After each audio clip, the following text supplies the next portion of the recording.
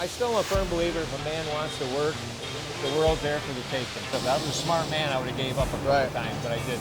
And that's a legacy you want to leave behind. Sure. Success. Just an old farm boy, and I took a liking to welding. We have 5 dual-arm robots. It'll go on, I hope, for another 100 years. I have grandsons that want to come into the business, so my dream was always to be able to get on my own. How many employees do you guys have? Probably about 130. Do either you or your son have a college education? No, we don't. And here it is. My dream's come true, and we finally got the horse, so we can ride it. We're riding it. We were selling parts for less than what the cost of the steel was. And I'm so proud of these guys for the work they do. Without them, we couldn't do it. Right. And I told you earlier that a time in my life where I hired ambition over education, but when you start hiring ambitious, educated men, right, I tell you, shit happens. Yeah. Believe it or not, I work in a steel shop every day. Most of them can't even read a tape measure anymore, as sad as it is. Right. I think the schools have to get back to shop class. No schooling at all. Okay. I learned it all by the machine. I was probably a little hard on it. Okay. Right? Like a father. Sure. It's a nice, crisp morning here in Pennsylvania, but we're headed up to Cortland, New York to Forkey Construction and Fab. We're going to talk to Chuck Forkey. They have an awesome facility up there, and Chuck has years of great experience and insight that he's going to share with us. So let's go check it out. How did you get going in the industry? Well, I was just an old farm boy, and I took a liking to welding as a young man, and that's when I started my career as a specialist welder. And then I started subcontracting work back then from them, and then it dried up in the early 80s, and I had to find a job, so I went to IBM. I worked there 22 years. Down in Johnson City? Endicott. Endicott. Yeah. Okay. That was where IBM started, right? That's where it started. Yeah. Okay. Back in the old Watson days. But yeah, and it started there. My dream was always to be able to get on my own, but with a young family, you had to have them benefits. So right. I just kept doing it nights, weekends. And by the time I'd left and retired out of there, I already had a full force of hired men. Okay. So you were working at IBM with how many employees? I probably only had about 4 or 5 at the time. Okay, that still seems like a lot to juggle. Yeah, my son had an interest in it, and when he graduated high school, we bought a new facility, and our growth started then. And he's very diverse in everything he does. I mean, he was a machinist, a welder. At a young age, 12 years old, he'd come home, take his school clothes off. He never played sports. Take his school clothes off, and he learned the welding trade. Nice. And then he started machining. He learned that trade. And now he runs the business, to be honest with you, and the financial end and every other end that goes with it. Nice. So how many employees do you guys have? We have several businesses, probably about 130, 140 people. Wow. Altogether. And do either you or your son have a college education? No, we don't. I mean, I was a firm believer in hiring ambition over education. Right. But then we had the realization of, God, we hired a couple educated young men, engineers, and I found out that if you found an ambitious, educated man, God, you really had something. You know what I mean? Right. But I still am a firm believer if a man wants to work, the world's there for the taking. Right. You know what I mean? If Whether or not you got an education. You could be the smartest guy in the world with no ambition to execute it. Where would you be? Right. You'd be sitting home watching TV and telling everybody how smart you are. Right. Maybe you're good at video games. And what type of work are you mostly doing? Is it contract manufacturing, or are you specific to one industry? Or? Yeah, we're subcontractors. So heavy equipment, kind of, heavy Yeah. machinery. We have a lot of customers. Okay. So why did you start the business in the first place? Money. Yeah. I didn't like working I'd worked for other people my whole life. I always had that dream, you know what I mean? I always had that dream. And here it is. My dream's come true, and we finally got the horse, so we can ride it. We're riding it. Congratulations. I think there's a ton of guys working in shops, I think, that have the same dream to start their own shop, you know. I think that'd be cool one day. If you're talking to a skilled fabricator or a skilled machinist and he wants to start his own shop, what advice would you give him? Well, today it's infrastructure, infrastructure, infrastructure. And the problem with that, if you're not coming into the business with a pocket full of money, I mean, we started slow and we were able to grow in an industry that it was still demanding the work ethic. You got to have that work ethic. There's never an 8, 10, 12-hour day. It's always longer than that. Right. If you're not willing to do that and willing to put everything you got into it and believe in it, I mean, look at me. I'm into it 45 years, okay? Now, starting out, my daughter just sent me a little text the other day on Light, you know, and she said, you know, and I told her, she said, you never gave up, Dad. I said, well, I probably should have at times. Yeah. I probably should have. I was a smart man. I would have gave up a couple Right. of times, but I didn't. And it took care of my children, taking care of my grandchildren, and maybe someday I'll take care of my great-grandchildren. That's a legacy you want to leave behind. Sure. Success. Yeah. But always remember, failure is fighting right at your ankles all the time. Success, Right. you have to continue to work every day. Every day.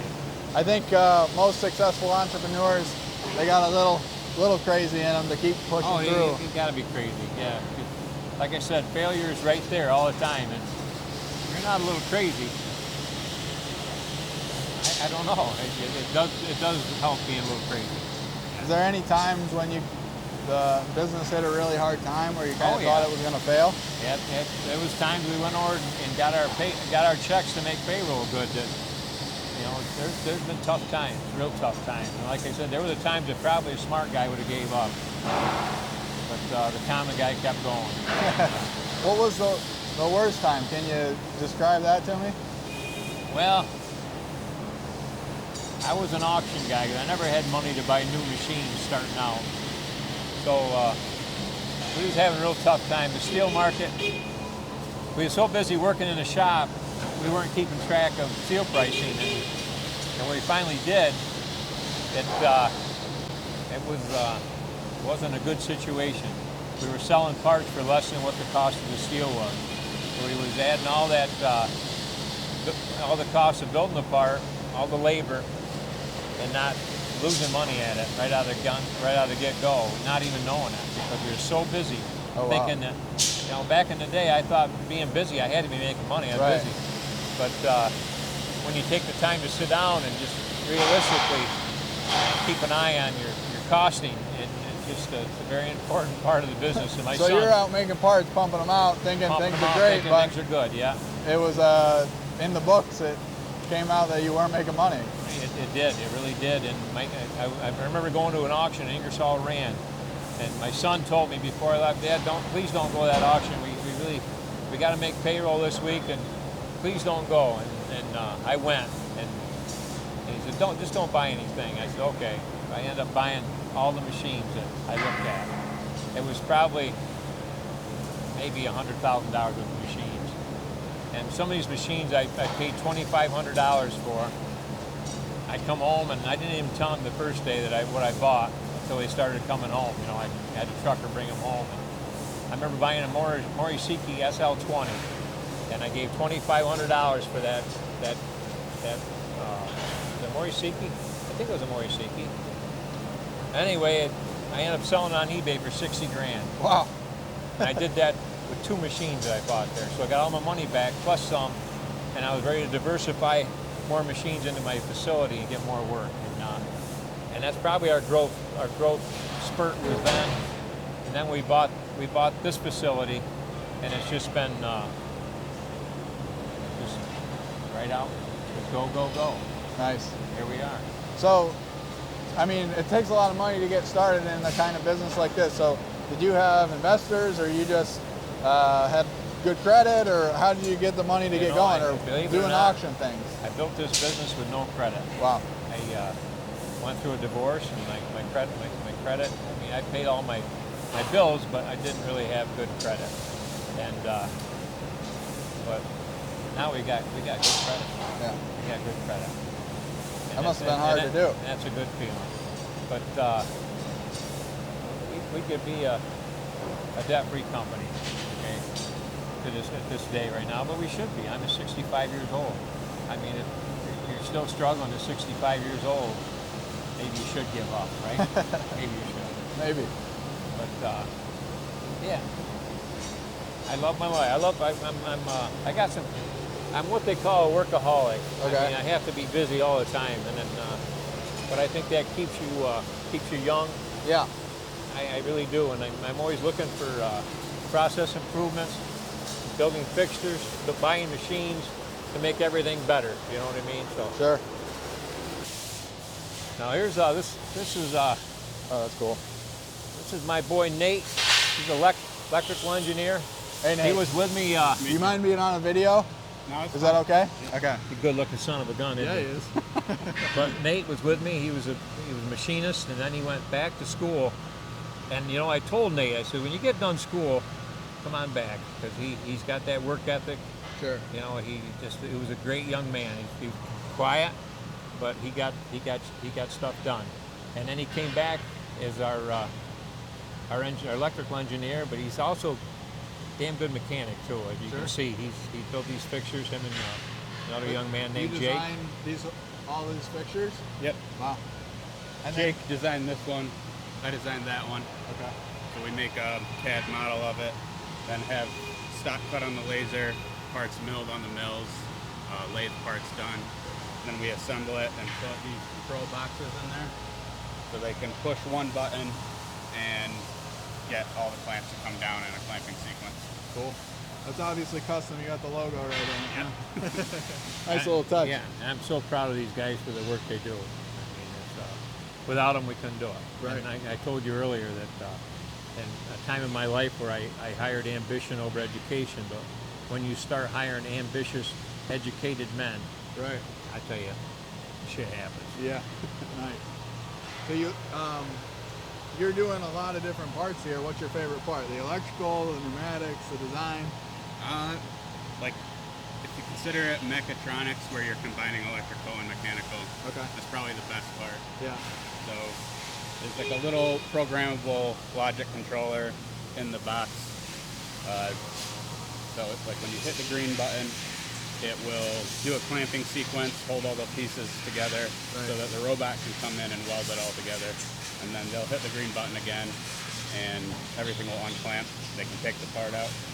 But there's a lot that goes between designing it based on a customer's print to the finished product, getting it to come out the way you need it. You gotta keep troubleshooting. Right. So, I imagine that's a long process. yeah. How long do you have into this specific fixture? Maybe like 4 days of assembling. But Okay. before that, designing, you go through your whole different troubleshooting process for that. So from initial conception to this thing being on the machine, how long does that take you? Maybe like 40 hours. Okay. That's not that bad. You're pretty quick at that. Well, I mean, That's crazy. The beautiful thing about these young men is you can ask them. Maybe I'm speaking out of text, but they get to do a multitude of different things. Right. Yeah. I mean, he might even weld the part on, you know, Right. but he's That'll my keep machine. He does his own machining. I mean, we looked at that big bed mill over there. I mean, he spent a lot of time on that, programming and putting the electronics to that to do that turntable.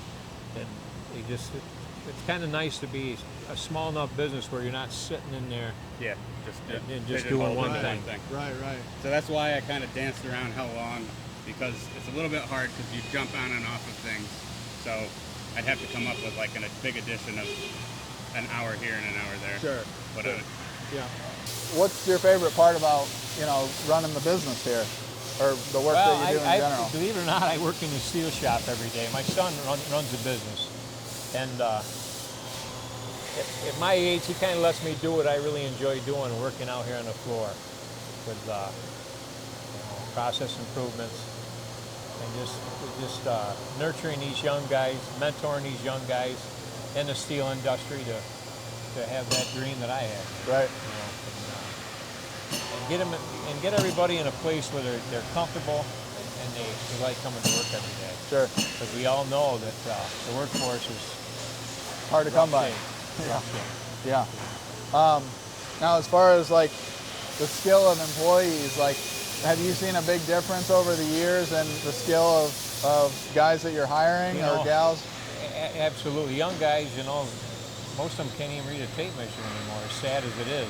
Right. I think the schools have to get back to shop class. I really do. Right. And college isn't for everybody. Okay. One from a affordable standpoint, and one from just an educational standpoint. Some people don't want to go to college, right? But there's a lot of trade out there. There's a lot of different trades. We talked about refrigeration. Right. We talk about welding. We talk about machining. We talk about anything, CNC, maintenance, anything. You know what I mean? It's all there for the taking. It's just to have that ambition to go chase it.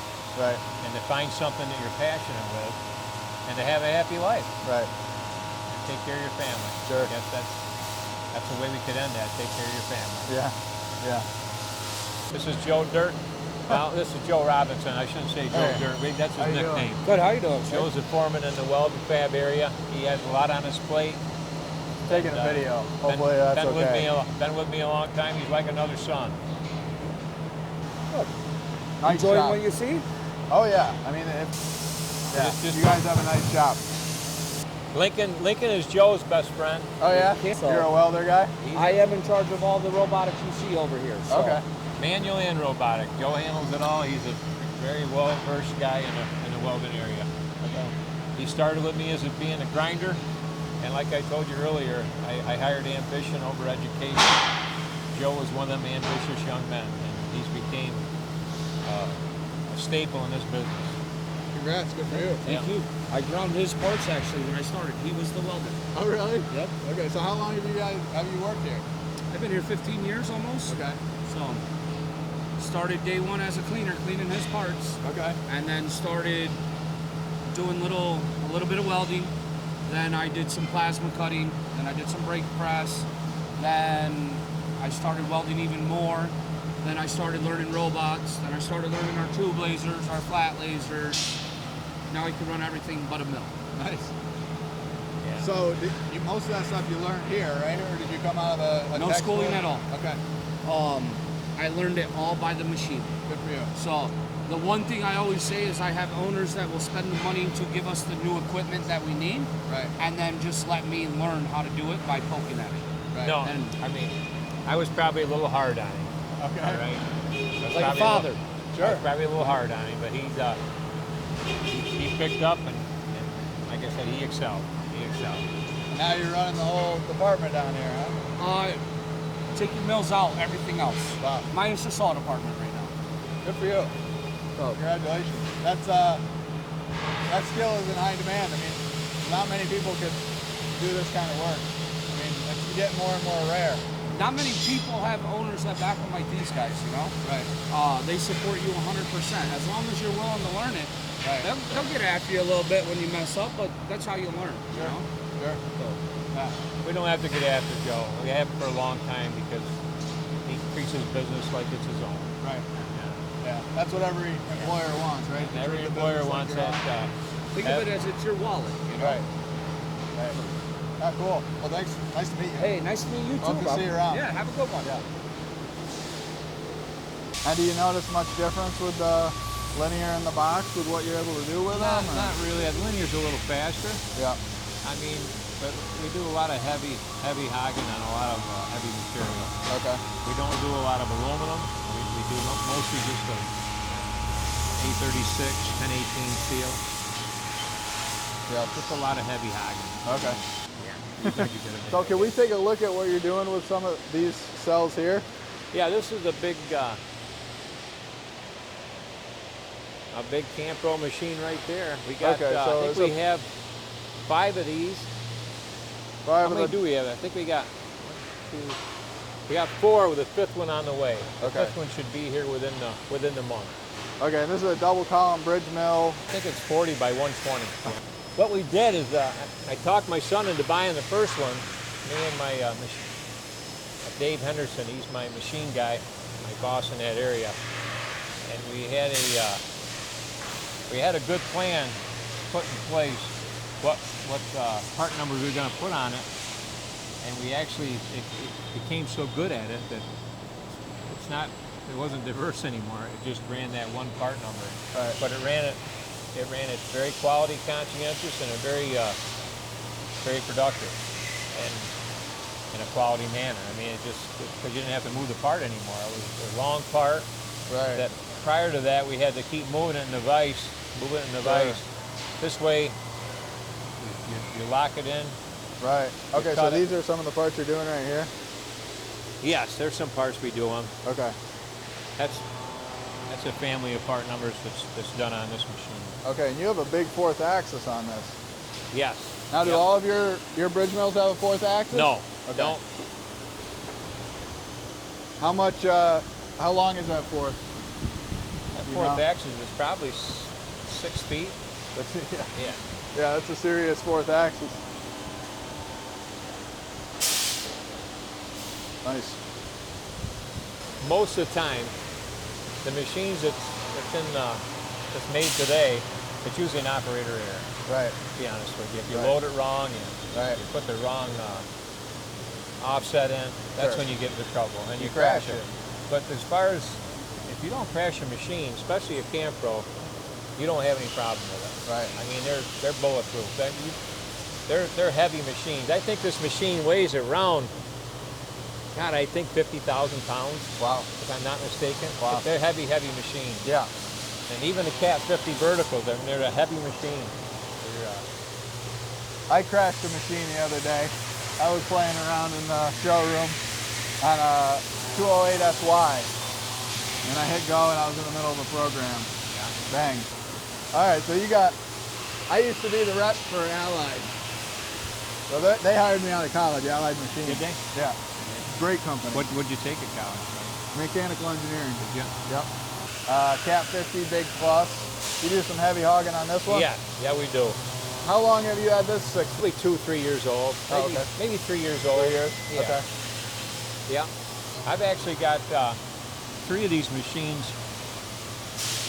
4 of these machines going into a good friend of mine. And they just come up and seen my machines and they wanted them. And they've had them for years. That's Square Deal, right? Yes, Yeah. Square Deal. I was down there. They have a beautiful shop. Yeah. He's a very good friend of ours, and we work together a lot of times. Nice. You guys share work back and forth and that kind of? We do. We help them. They help us, and we're just, we collaborate together, and we got one common goal. When they excel, we excel. Yeah, for We sure. excel together. You know what I mean? It's not a competition thing. It's a partnership thing. And you guys are doing the same work, but you're able to work together. Yeah, I mean, we got some core competencies that are Right. good. They have some core competencies that are good, but together we're great. Yeah. So is this a part you're doing in the 1050? Yeah.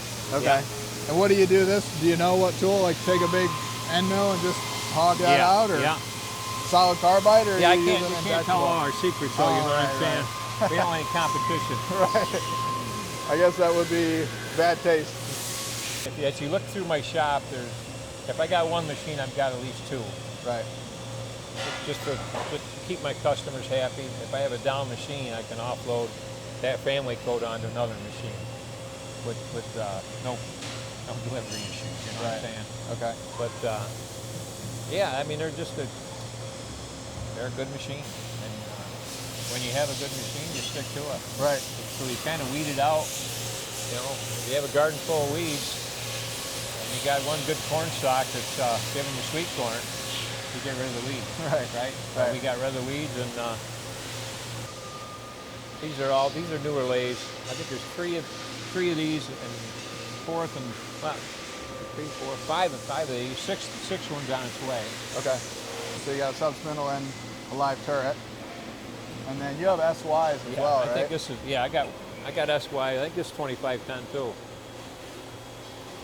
Hi, Kick. How are you? I do have That one's going out, okay? Okay. This can be replaced by Yep. an SY208 coming in Yeah. any day now. So is this an older machine? I mean, Yes, it is. Yep. Nice. Machine is nice and tall because you got the Y-axis in it, and you got a sub. So these are some of the parts you're doing in it? Yeah. Yep. Okay, so you're picking this off and facing off the back Yep. with the sub? Okay. So this is just... We do a lot of big, heavy stuff with this one. What's that? A lot of heavy. We do a lot of heavy stuff with this one. Okay. And pretty much... As you can see. Yeah. Pretty much everything you do is steel, low carbon steels, right? Yeah. Okay. Yep. Alrighty. Some more parts you're doing here. How many lathes do you have? 14. Can we We don't have the mix anymore. take a look at your other bridge mill? Yeah. Here? Yeah. Absolutely. Looks like this one's been here a little longer than the last one. That's the first one I got. Okay. How long have you had this one? Probably about three years, probably. Okay. Now is this is starting out as a solid That's a piece, solid billet. and you're 1018. hogging all of that out? Yeah, we're hogging all that out. Yeah, that's quite a bit.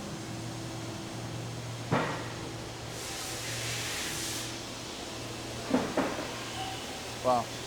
Yeah, nice to have the 50 taper big plus for that. Yes, it is. Yeah. How often do you have to haul a dumpster of chips out of this place? Every other day. Really? Yeah. You can. There's another foreman in the area. You can talk to him. Up good looking son of a gun like that. What do you do here? And I'm a CNC lead guy, mill guy. I help everybody throughout the day operate their machines, make sure they have the work and their, any issues they have with the machines. cool. I appreciate your time. What's your name? Cody. Cody. Thank you. Appreciate it. Goddamn movie star. Yeah. So, okay, down here's your horizontal, right? That's a big horizontal. How many pallets or tombstones can you run in this pallet pool? I think there's 7. 7?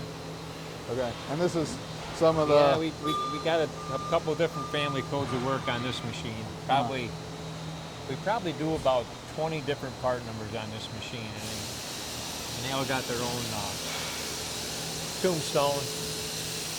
So I'm assuming you do lights out machining with this, load up the tombstones and We do. hit go and close the doors. Yeah, I'm not a firm believer of lights out, Okay. really, but we do definitely do some.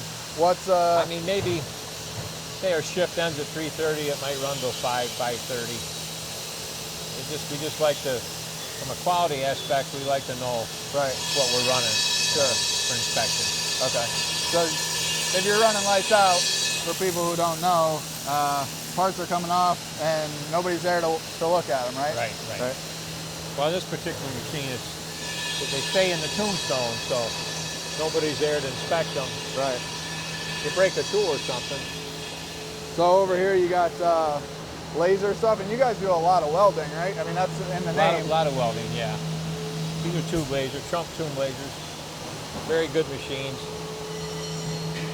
Now, Very automated process. Yeah, I don't know anything about lasers, but they look like serious machines to me. Yeah, put a 5,000-pound bundle on the back and let her run. Wow. So would you say more of your work is based on the fabrication side of things or the machining, or it just goes hand in hand? Like I said, it's if you're gonna machine, you gotta fabricate. You gotta weld. You gotta get the customer today. They want a finished product. They want it machined. They want it welded. They want it painted. They want it delivered. A lot of these companies do line side deliveries, and it's just the way the world is turned. Right.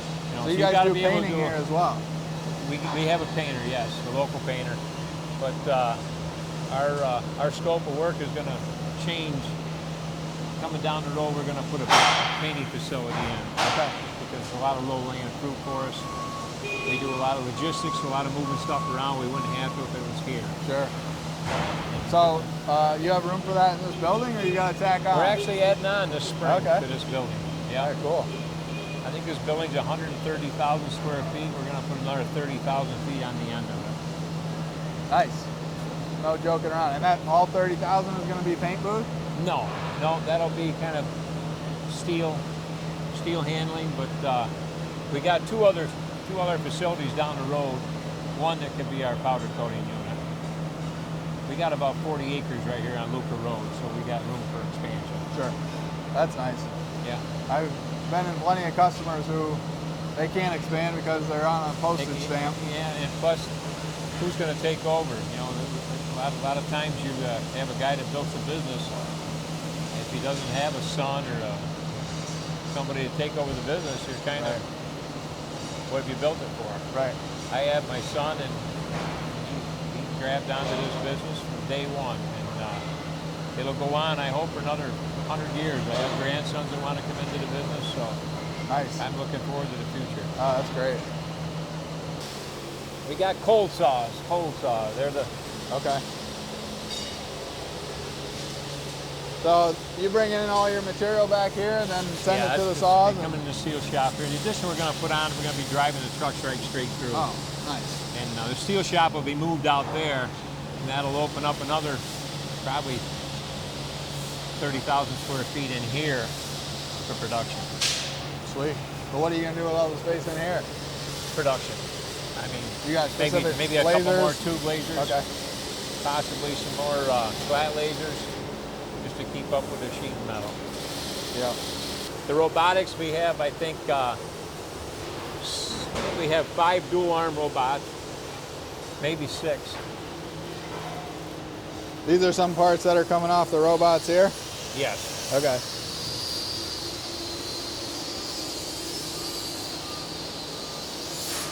And the fixturing here, you just mentioned that. Did you make all that? We build our own fixturing. We have a mechanical engineer and a electrical engineer, and I can show you some fixtures that are being built right now. Yeah. Here's some fixtures here that we just built. They're all pneumatically controlled. You press of a button. You don't, from a safety standpoint, from a ergonomics, you don't have to, there's no hand clamping. It's just a push button. Oh, cool. Everything is sequential clamped, so it's clamped the same every time. Okay. So, and robotic welding, you have to have that, because sure, a part that's a little bit off. And here's my electrical engineer over here. Okay, so this is a fixture that you put on one of those double arm robot welders, and then it's on an axis, right? So you're gonna flip flips in and out. Okay. Yeah. You load one side while it's welding the other. Yeah. Cool. And looks like these are laser cut out, or and then you're just drilling and tapping really there.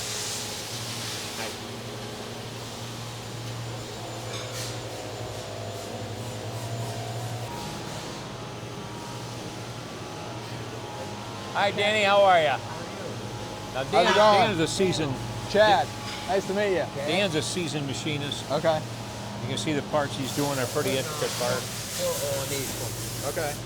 So is this a lathe op first, and then you bring it over here? There's 3 lathe ops on there. Okay. And I'm the final op. Okay. Yep.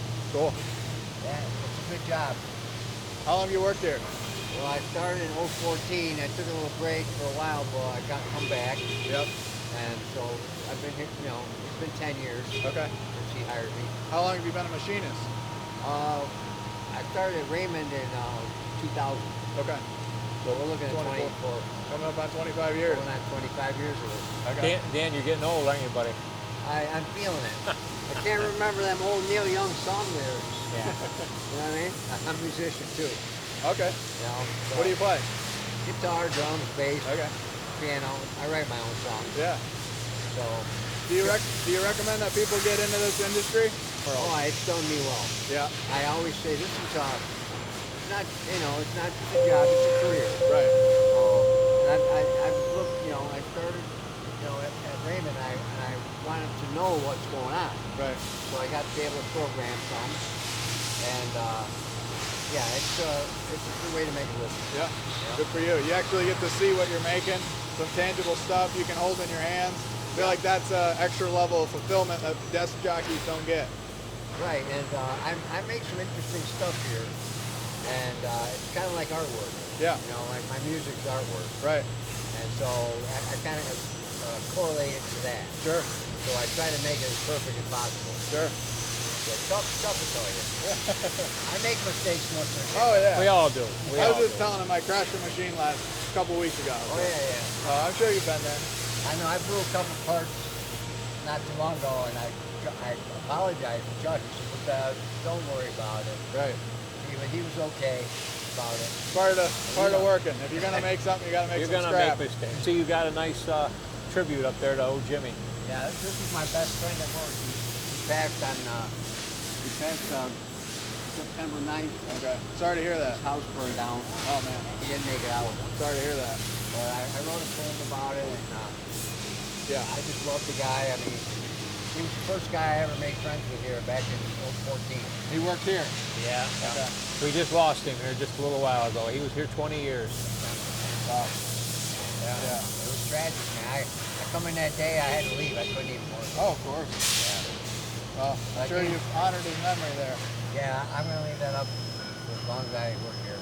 Yep. Maybe even longer.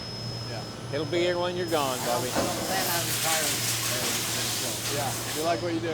Yeah. Thanks for your time. Thanks. Nice to meet you. See ya. Here's when we put a little pallet pool on. Oh, cool. Yeah, I'd love to see that. I guess we ain't using it right now. You got the Right. coat hanging on it. Okay, so it's a Mitaco, and it's a 2 pallet pool, so you can be loading one up while the other one runs, Yeah. right? Yeah. Okay. I feel like a lot of people don't even think to do that with a vertical. They think, oh, I need a horizontal if I'm going to do pallets, but shipping and receiving back here? Yeah. Hey, El. How you doing?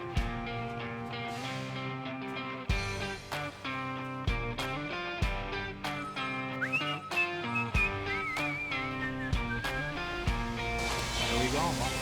Sounds good. Nutshell, huh? Oh, I appreciate you showing me around and taking the time.